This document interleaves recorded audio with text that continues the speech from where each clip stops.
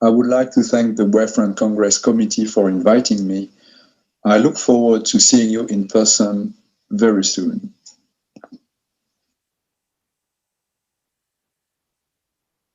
I would also like to thank my co-authors, and these are the financial interests relevant to this talk. The number of non-monofocal IOL models available has grown from less than 20 to over 100 in 15 years. A new category of implants, known as EDOF, for extended depth of focus, is accompanied by a rich lexical field and arouses the joint interest of manufacturers and specialist practitioners. However, we can detect some antagonistic trends these days, that of laboratories that compete in marketing to stand out, and that of practitioners who try to establish a more rigorous taxonomy of these lenses on a rational basis.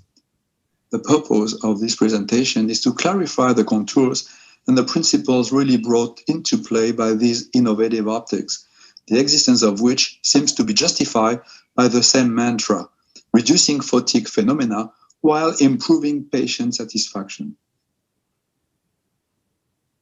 From a historical point of view, EDOF lenses have recently appeared in the galaxy of so-called premium lenses. 2005, with the introduction of the first apodized bifocal implant, and 2010, with the presentation of the concept of the diffractive trifocal lens, were important milestones. It was in 2014 that the first lens called EDOF was introduced by its manufacturer. There is no doubt that the induction of a large depth of focus without a joint increase in halos was the main issue of the EDOF concept, with a clear desire to distance itself from a concept of a diffractive lens, which was reflected in the use of the term Ishlet rather than diffractive grating. The notion of foci was also banned for the more advantageous notion of a useful continuum of focus. A more functional definition, but a more modest, at stake, has been proposed by the AAO. A low visual acuity of 20/30 with an additional half diopter of defocus than for a monofocal IOL. This definition is functional and does not prejudge the mechanisms involved.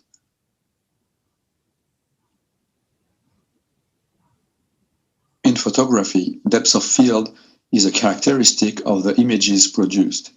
It is adjusted for artistic purposes, for which it is often reduced, so we get a nice background blur, also called bokeh.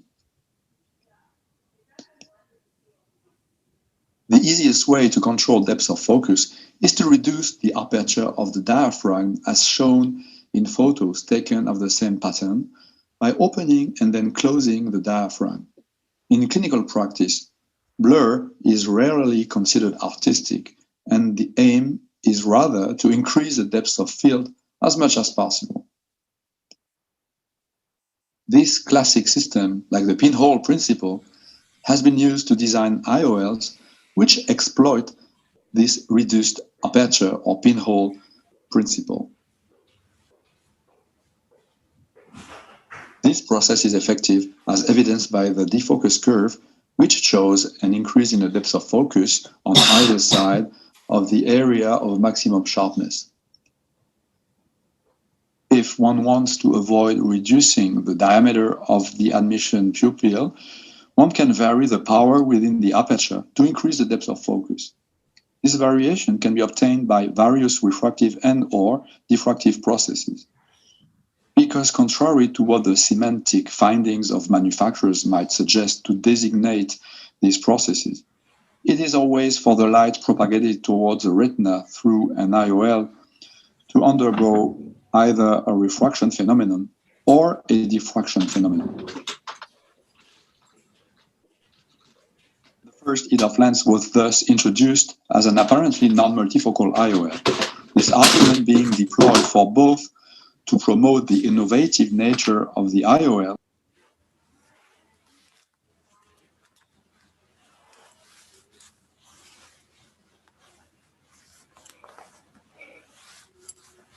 to that attributed to low numerical aperture optics, without reference to the induction of additional diffractive foci, while providing correction for corneal chromatic aberration. Stung by legitimate curiosity, we could not resist the urge to study more closely, that is to say, on an optical bench, this very first EDOF lens. For that purpose, we varied the wavelengths used to obtain contrast modulation curves as a function of defocus. In the green, the MTF curve showed peaks separated by a divergence slightly less than 2 diopters. The blue light curve also revealed the presence of 2 distinct peaks of varying intensity, shifted from green by a difference about -1 diopter. The MTF curve in red light had an aspect symmetrical to that of the blue curve and was shifted by +1 additional diopter. On this optical bench, this EDOF implant clearly appeared to be bifocal in nature, with an effectively reverse chromatism that is more powerful in red than in blue.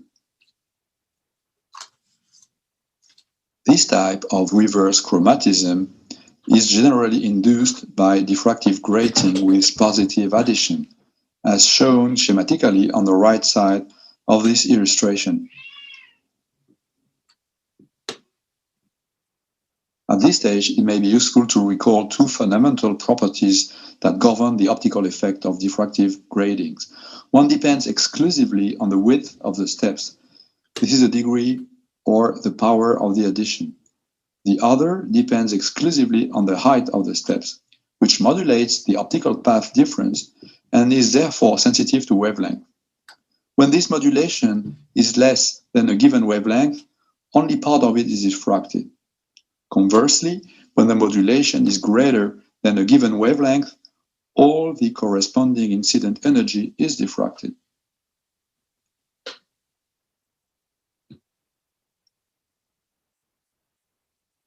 With a conventional sawtooth grating, the height of the steps is designed to diffract towards the focal point of order 1 about half of the energy in the green.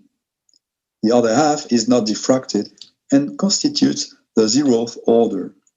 If we increase the height of the steps, we can induce a shift with total diffraction of the visible incident light in the order 1 and the order 2. The study of the diffractive profile of the EDOF IOL, renamed Echlet by the manufacturer, is demonstrative. First, the width of the steps is equal to that of the diffractive cycle of a trifocal implant obtained by superimposing 2 bifocal gratings. It therefore provides information on an addition of intermediate vision, approximately plus 1.75 diopters. As for the height of the steps, it is also greater than for the trifocal diffractive IOL, because it is adjusted to modulate in an appropriate manner the chromatism in visible light, that is to say, diffract all the incident visible light by extinguishing the 0th order of diffraction. Mastery of these concepts makes it possible to design a lens that favors far and intermediate distances, which is one of the main issues in the specifications of an EDOF implant, while inducing a 3rd focal point with less energy for near vision. Such a lens can be described as an EDOF trifocal hybrid lens.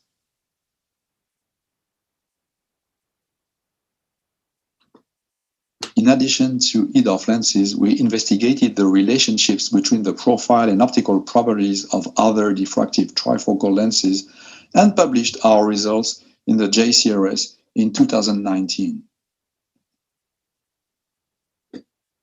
There are other interesting concepts for so-called EDOF and multifocal IOLs. Sinusoidal implants get their name from the smooth sinusoidal aspect of their diffractive grating. There is a more intuitive way than the equation for this profile to understand the basics of how it works. If we consider a sinusoidal grating as the juxtaposition of two sawtooth gratings, we then obtain a diffractive system with an addition of positive power, order +1, for the near focus, and in a more original way, an addition of negative power, order -1, which will provide the energy for the distance foci. The 0th order, that is non-diffracted light, is then dedicated to the intermediate foci. Sinusoidal networks naturally tend to induce an equal energy dispersion for the far, intermediate, and near foci. In addition, the far foci of the IOL consists of light diffractive in a negative order, that is divergence. It causes an increase in the positive longitudinal chromatic aberration. This is added to that of the refractive carrier optic, and this is not necessarily desirable in this context, and may give the halos an appearance of colored fringes.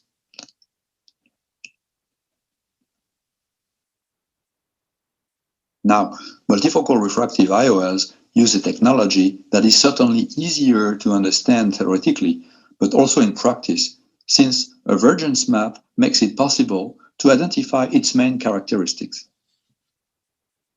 This IOL was designed with a rather central distribution of the areas dedicated to induced near vision. Wavefront analysis reveals an increase in both positive 4th and 6th order spherical aberration. Here is another model that uses an inverse distribution with central far vision and near and intermediate vision in the paracentral area. Without surprise maybe, the coefficients of the aberration modes are of negative sign. Also, without surprise, sectorial IOLs are asymmetrical and therefore induce an increase in the coefficients of odd higher order modes. Finally, let's come back to EDOF IOLs. We noted that the first implant marketed under this name was diffractive. Currently, the trend is towards the introduction of non-diffractive lenses generating negative or positive spherical aberration, and technology also referred to as non-diffractive, but of wavefront stretching, even if the presence of a plate of height close to 1 micron on that lens represents a potentially diffractive element.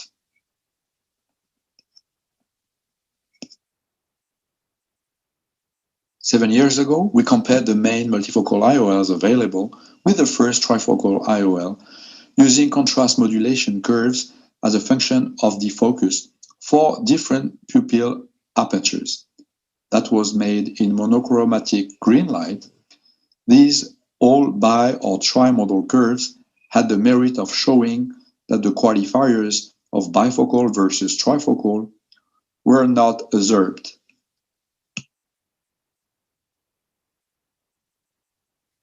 A comparison of different EDOF lenses in white light with a cornea devoid of spherical aberration reveals some disparity in contrast management over varying defocus ranges.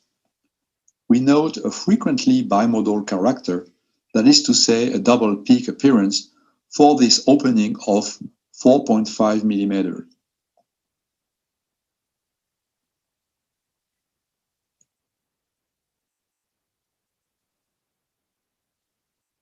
For a smaller pupil, these curves are slightly merging, but retain a rather heteroclite, often bimodal aspect. The differences are less pronounced on this diameter with the monofocal reference curve. For comparison and reference, a curve obtained with the EDOF trifocal diffractive IOL is reported.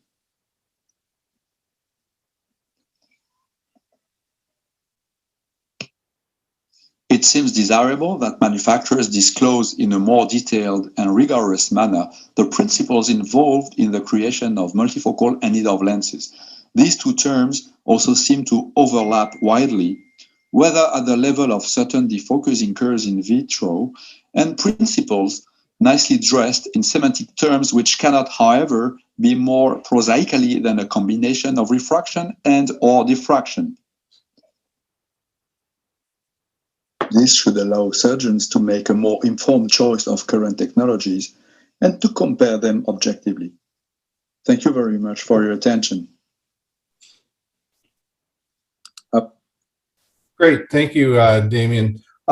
Just a quick comment here that some of the lenses that you have shown don't meet the Academy of Ophthalmology's definition of EDOF lens, even though they call themselves EDOF lenses.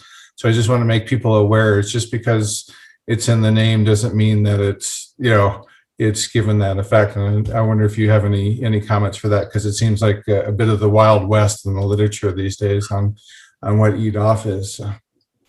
Yes, you are perfectly right. I think we need a more stringent classification for those IOLs. And in Europe, as you know, we are overwhelmed by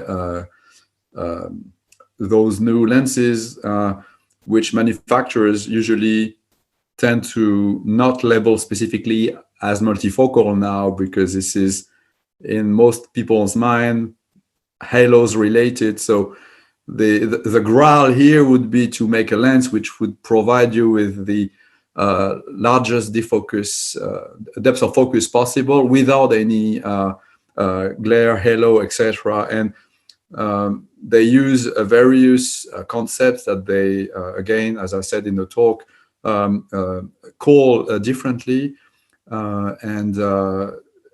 EDOF is the new hype because, again, it means something like better than a monofocal, but not as good, maybe at the near as a multifocal. But still, if you have some luck or a patient who really favored intermediate vision over near, you can be successful and have a patient free of halo and glare, which again remains to be demonstrated. Okay, great, thank you.